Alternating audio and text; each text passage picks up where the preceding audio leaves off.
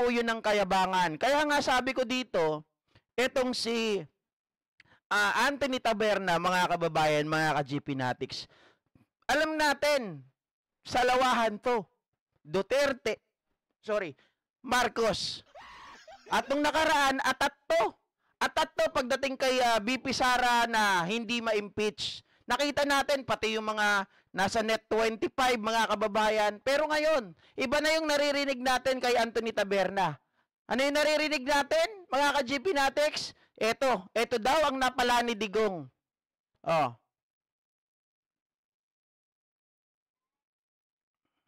Hindi naman talagang pigilin ng Pangulo yan eh. Yung arrest warrant na yan, ICC man yan o Interpol. Kaya lang, meron ka ba naman kang konsolasyon na pigilin yung arrest warrant, walang lubay ang mga Duterte, katitira sa'yo. Isa pa yun. Ba't ka naman gagawa ng mabuti sa isang taong araw-araw ay tinatawag kang bangag, adik, diktador. Tapos papaplanuhan ka bang ipapatay? Papaplanuhan ipapatay, tapos ipagtatanggol mo ba yan?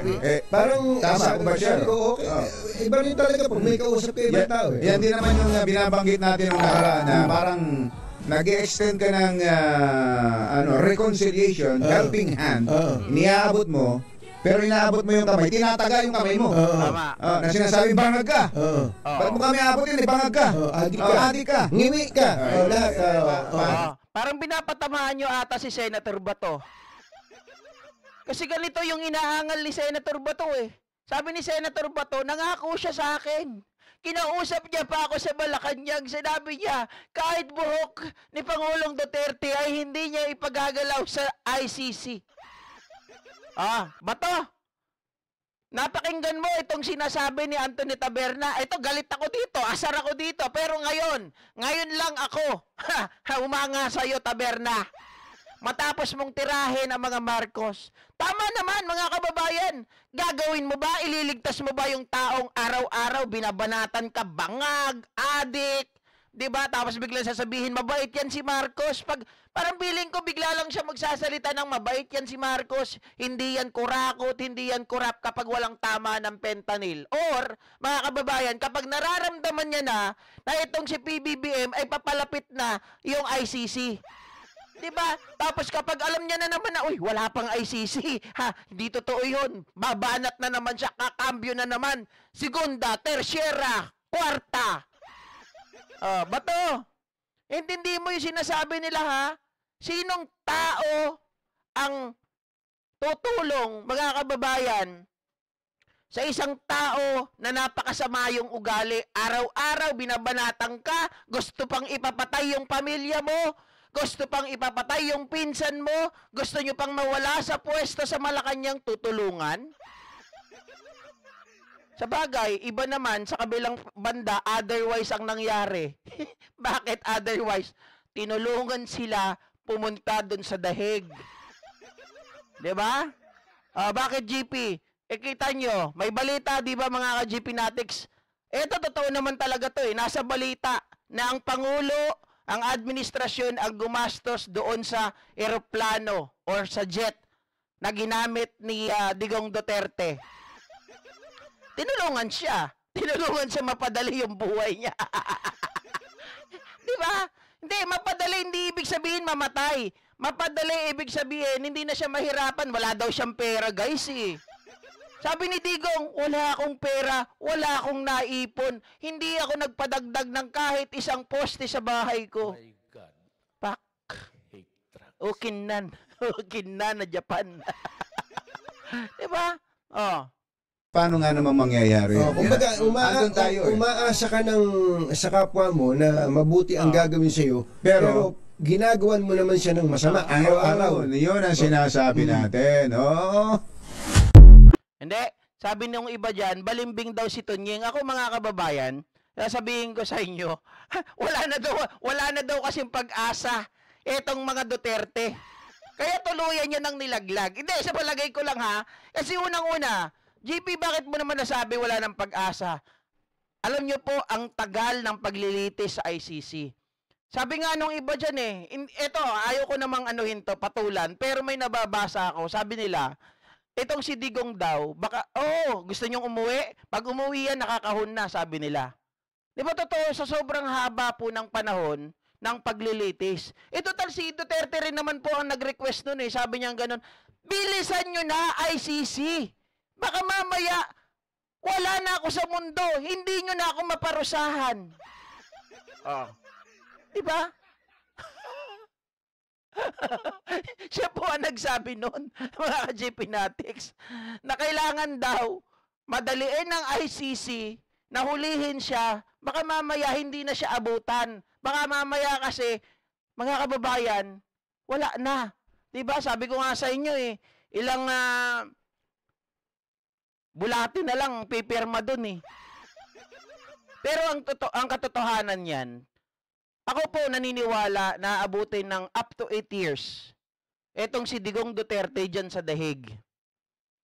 At kung magkataon, wag naman po sana, no? Kasi marami pa yung humihiling, marami pa yung nagsasabi na pagdusahan muna niya ang lahat ng kanyang magawa.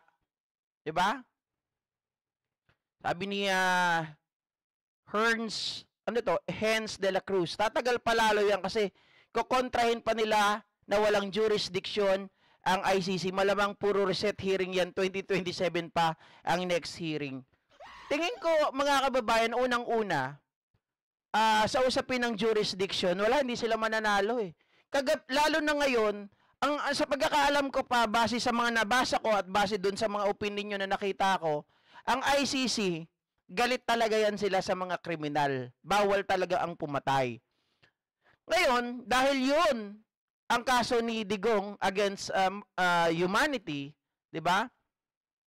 Mukhang may tulog, mga ka-GP Natics. Nakita nyo pa yung ginawang leeway, yung ginawa pong tawag dito, yung ginawa ni Major Dea kahapon, doon sa kanya pong pagsasubmit na i-extend daw at itigil muna yung hearing. Ang sinasabi niya, itong si Digong ay hindi po mentally fit.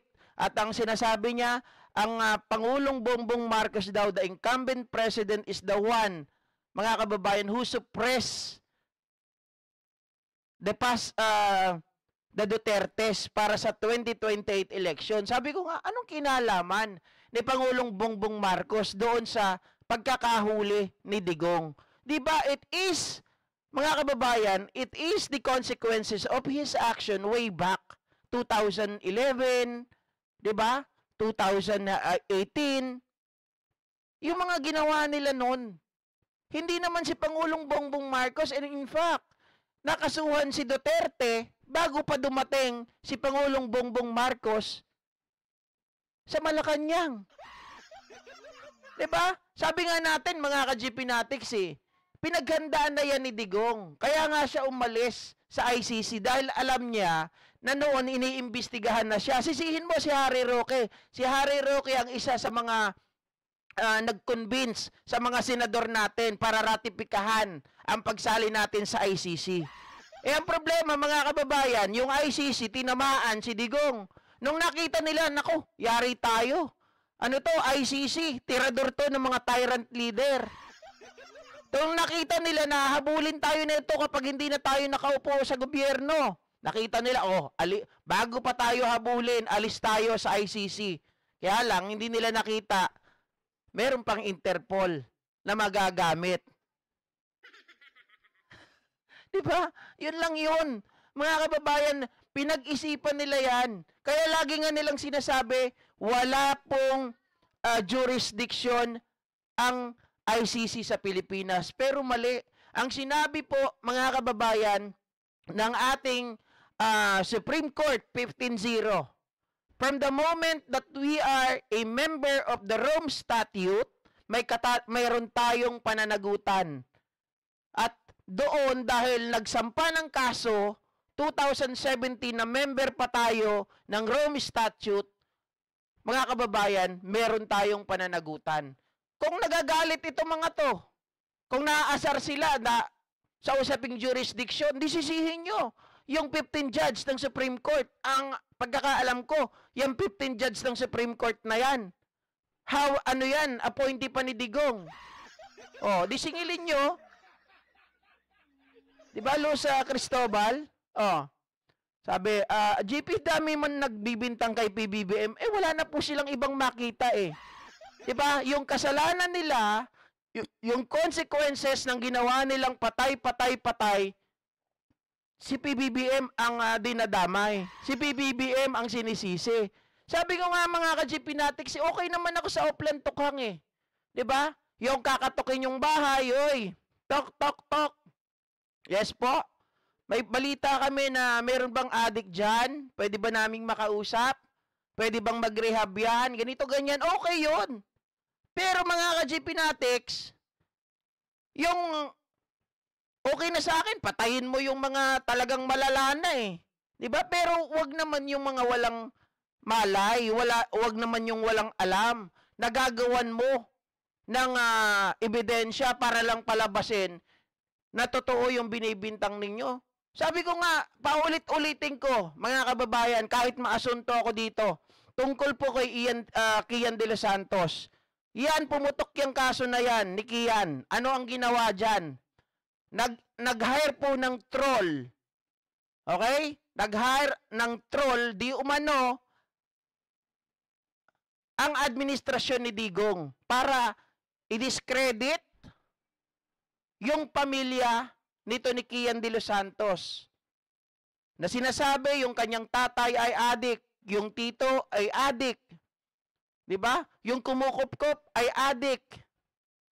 O pati si Father Flavio, nung umamin na dati po akong adik, totoo naman, pero nagbago. 'Di ba? Ang kukulit ng mga DDS, mga kababayan, para lang masirat. Masabi na perfect yung kanilang EJK, yung war on drugs. Pero ang totoo, ang war on drugs ay sobrang failed. Dahil pinakinabangan yan ng mga abusadong pulis. Katulad nung nangyari dyan kay Winston Ragos. 'Di ba? Yung pulis na bumaril kay Winston Ragos, ang yabang-yabang pa, gagamitin daw yung kanyang uniforme, yung kanyang baril to overthrow the government. Matagal na palang hinayupak na dismiss yun. Ano yun? Nagkukunwari? Oh. Oy, Banat Boy, Kambal! Shoutout sa'yo, ha? Oh, guys, baka hindi pa rin kayo nagsasubscribe dito sa aking Kambal. Gwapo to, ha? Oh, walang-wala ako dyan. Maputi pa yan, negro ako. Tama po, yun nga sinasabi ko eh. Paano kung sila yung mga namatayan? Paano kung halimbawa, yung mga nagkakalat ngayon, nagrarally-rally, nagka-candle lighting. Paano kung kamag-anak nila yung namatay? Magagalit ba sila kay Digong? Siguro mga kababayan, itong mga to hindi naman natin masisi kasi hindi nila naranasan at hindi sila nag-imbestiga. Naloko lang sila ng mga putang inang yan, mga pagganong-ganon ni Digong. Papatayin ko yung mga adik na yan. Uubusin ko yan in 6 months. Yung mga ganon. Diba nadala sila ng mga bagay na yun eh. Pero hindi nila nakita behind the story. Behind the scene. Ano ba yung behind the scene, mga ka-GP Natics? Sabi ko nga dun sa isang kausap ko kahapon, kaibigan ko to eh. Pero galit sa akin, in-unfriend na ako. Sabi ko sa kanya, matatawa ako talaga dun. Nag-post muna kasi ako. Sabi ko sa kanya, ay hindi pala, post lang. Sabi ko, nagtataka lang ako, no? Yung mga dumidepensa kay Digong, sila yung kilala kong mga adik nung magkakasama kami. Sabi kong ganon. Tapos may tinamaan na ata, mga kababayan, mga GP, tinamaan. Tapos, syempre, nagsagutan na kami na ganyan.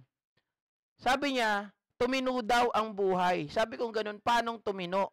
Nawala daw yung mga adik sa lansangan. Sabi ko, tama naman. Nawala. Natakot yung mga tao. Paano? Kasi yan ay smoke screen lamang ng kanilang tinatago. Unang-una, syempre, papatayin yung mga mahihirap, mga nakachinelas. Nakita nyo nga yung mga baril, yung mga ballistic nila. Ilang baril lang yon, 'di ba? 3,000 yung sinasabi nilang legitimate. Pero, ang lumalabas na baril, nasa 100 lang, paulit-ulit lang yung ginagamit. Kumbaga, ang lumalabas niyan, itong mga taong ito, pinapatay nila yung mahihirap para matakot yung mga tao. Pero yung behind the scene na hindi nakikita ng mga tanganista, 'di ba? Yung mga uma-idolize kay Digong, hindi nila nakikita ano ba yung malaking budol sa likod. Kasi natatakpan, nabubulag sila ng patay ng mga adik. Pero yung malalaking nagpo-produce ng droga, yung mga drug lord, yung mga merong mga factory at nag-export-import ng droga ng bato, mga kababayan, ay hindi napapansin dahil nga sa patay. At nung panahon na yon, ang media, mga kababayan, nagkakaroon ng news blackout. So hindi natin malalaman pati yon. Kailan lang natin nalaman yon, ha? 'Di ba? Dahil sa Quadcom. Oh, at saka nung panahon na yon, mga kababayan, teka lang, meron ako nabasa na Oh, tama. Lumala din 'yan dahil sa reward system, 'di ba? Dahil mga kababayan, kahit na siguro naubos na yung mga adik sa lansangan, ayaw nang lumabas, 'di ba? Sila ay talagang nagtatago na lang. Dahil walang makita itong mga pulis. Oy, wala tayong mahanap.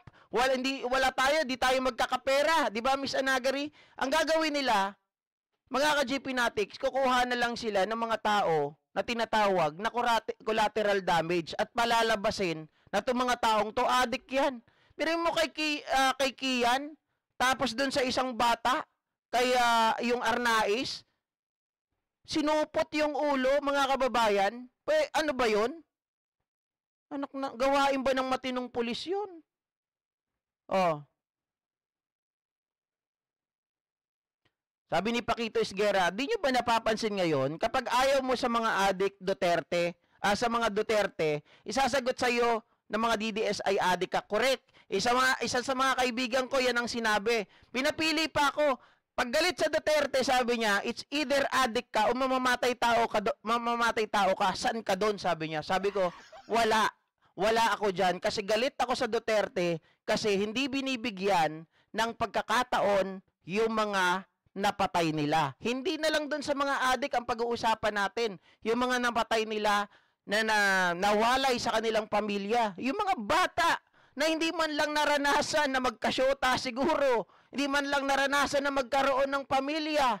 'Di ba? Hindi nila nalasap, hindi nila naranasan ang buhay. Oh, whether yung buhay na yan masaklap, masalimuot o maginhawa, maalwa, 'di ba? At least bigyan natin sila ng pagkakataon. Pero wala eh. Pero ngayon hinahanap nila, oy, ano yan, inosente si Digong, inosente, walang kinalaman yan. Pero nakikita na natin yung due process, ginagawa sa kanila. Pero sabi nila, dinideprive daw yung kanilang buhay. Oh. Oy, Banat Boy, kailan tayo magko-collab? Luz Biminda Martinez dyan kay bagong word yan, tanganista. Totoo naman po, di ba? Mga ano yan eh. Tanganista. Yung mga Digonians na tanganista. Eto pa mga kababayan, pag-usapan naman natin ito. Etong si Senator Bato,